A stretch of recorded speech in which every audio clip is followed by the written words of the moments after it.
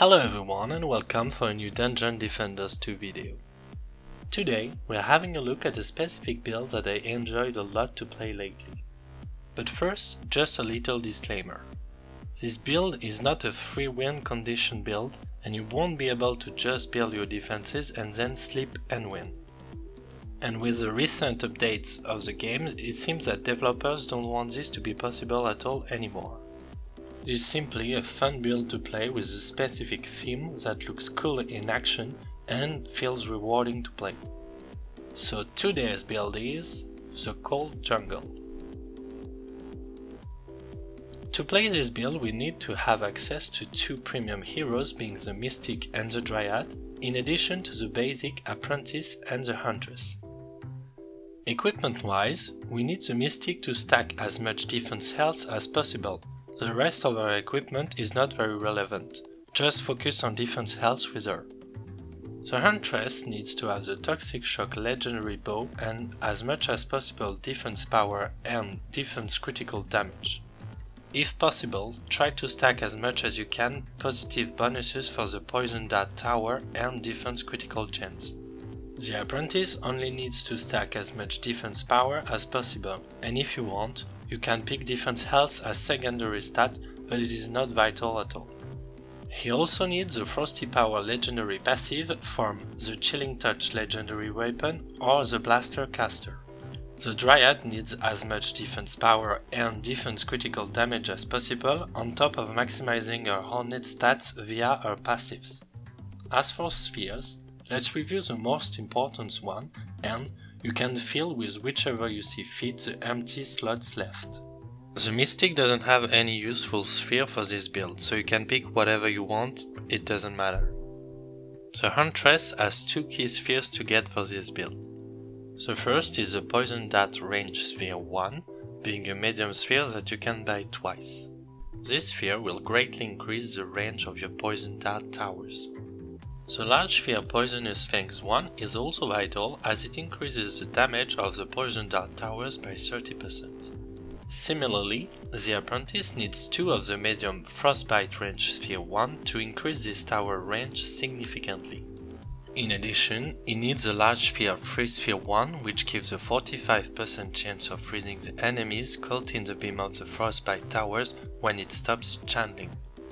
The Dryad has four very interesting spheres for this build. None are truly vital, but they all give a significant boost.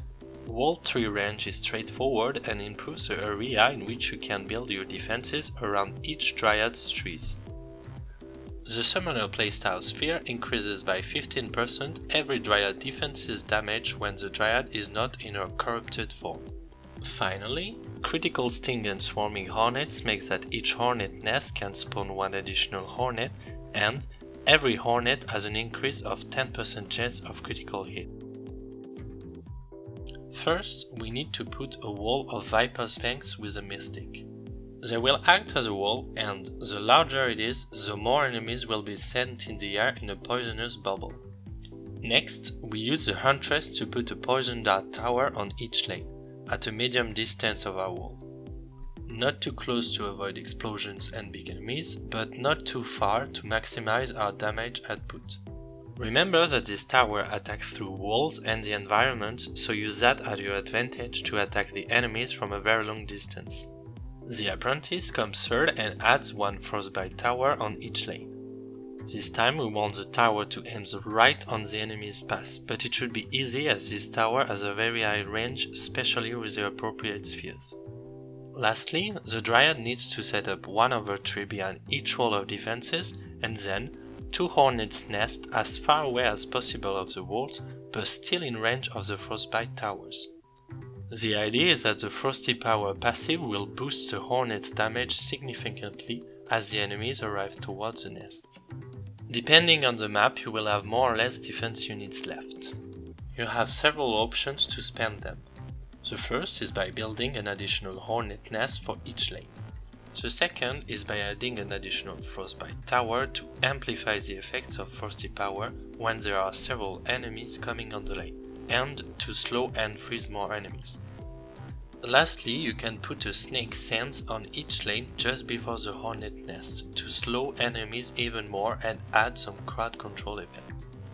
The Mystic being specialized in different health, her snake sense traps will have an absurd amount of charges and won't require you to monitor them at all.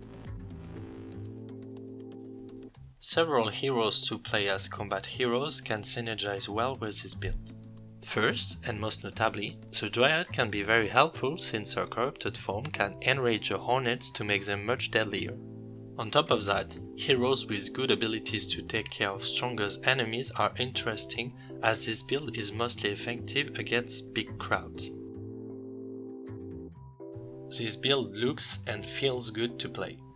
It is really fun to see the poison spreading from monster to monster, the huge poison bubbles in the air all around the maps that you can pop with a ranged attack, or the hornets hunting down enemies. It is a very easy build to set up. You don't have to worry too much about the exact path enemies take. Just put your defenses roughly in a good spot and it should be just fine.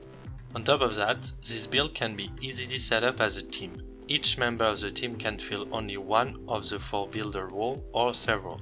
It is pretty easy to synergize the 4 pieces of the build together.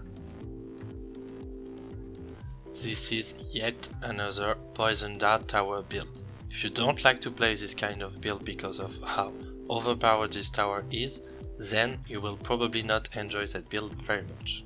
The build also requires to have 2 premium heroes that you may not have unlocked yet.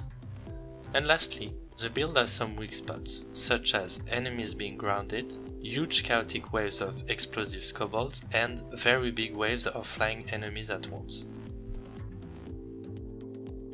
To conclude, the Cold Jungle build is an original build based on a very common strategy using Poison Dart Towers. Packing amazing crowd control effects, huge damage over time in big areas, and decent single target damage, this build is a fun way to tackle some maps and a good reason to get your Mystic and Dryad out on the field. And that's it for today's build. If you like this video, feel free to leave a like. You can post comments and suggestions in the comment section below, and if you want to see specific ideas of build, or if you have a build in particular to show, please post it so it can be featured in a special video. Goodbye and have a very good day.